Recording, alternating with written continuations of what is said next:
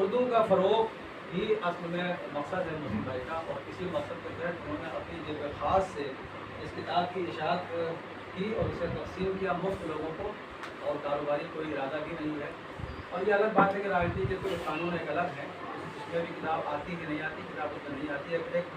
ایک قانون ہے، مجھے صحیح مدت نہیں یاد ہے کہ مصنف کے کتنے سال کے بعد آپ اس کتاب کو یا اس کی چیزوں کو استعمال کر سکتے ہیں، ورنہ دیوان غالب 10 ٹکٹ سے نہ چھپ رہا ہوتا ہے۔ بہرحال یہ ایک الگ موضوع ہے۔ کتاب اب اصل کتاب جو ہے، آپ یہ بھی کہ وہ پی ڈی ایف ضائع ہو جائے گی، پاکستان میں چھپی تھی کتاب، اس لیے آپ نے اس کو کتابی شکل میں محفوظ کیا، اس کے لیے آپ کو مبارکباد۔ علم عروض کے بارے میں یہ کہا جاتا ہے کہ اس ادبیات کے جو 12 علوم ہیں ان میں سے ایک علم عروض بھی ہے۔ 12 علوم ہیں، وہ اس کی تفصیل کی ضرورت ہے، حالانکہ مجھے یاد ہے، میں تفصیل بتا سکتا ہوں۔ اس میں 3 نمبر پر علم عروض ہے۔ علم عروض کیا ہے؟ صرف اور صرف شاعری سے اس کا تعلق ہے، اور شاعری سے صرف اتنا تعلق ہے کہ اس کے جو علوم بہت گہرا، یہ علم بہت گہرا ہے۔ کوئی شعر اگر پھنس جاتا ہے تو یا موضوع ہوگا یا نہ موضوع ہوگا، اسی پر پہلی سیڑھی ہے، تو اس کو ثابت آپ کیسے کریں گے؟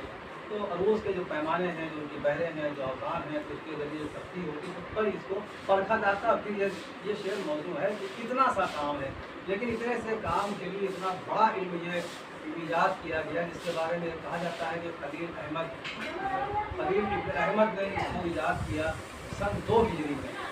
تو کیا سن 2 ہجری میں، سوال ہوتا ہے سن 2 ہجری میں جب انہوں نے ایجاد کیا تو کیا اس سے پہلے شاعری نہیں ہو رہی تھی؟ شاعری اس سے پہلے ہو رہی تھی، ایام جاہلیت جسے کہا جاتا ہے، اور وہ اس وقت جتنا عروج پر تھا علم شعر یا فن شعر، اس بلندی کو آج چھو نہیں سکا، وہ شاعری ہو رہی تھی۔ لیکن خلیل احمد نے اسی شاعری سے اصول و ضوابط نکالے، اور انہوں نے 5 دائرے لکھے، 5 دائرے بنائے، تو اس میں بحریں بنائی۔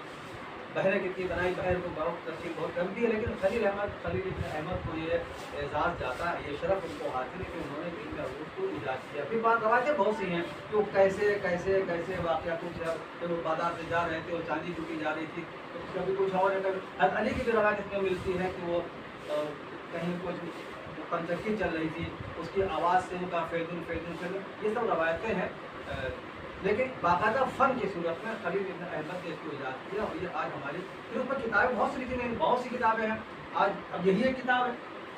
لیکن جب معاملہ پھنس جاتا ہے تو پھر یہ ہر کتاب کام نہیں آتی۔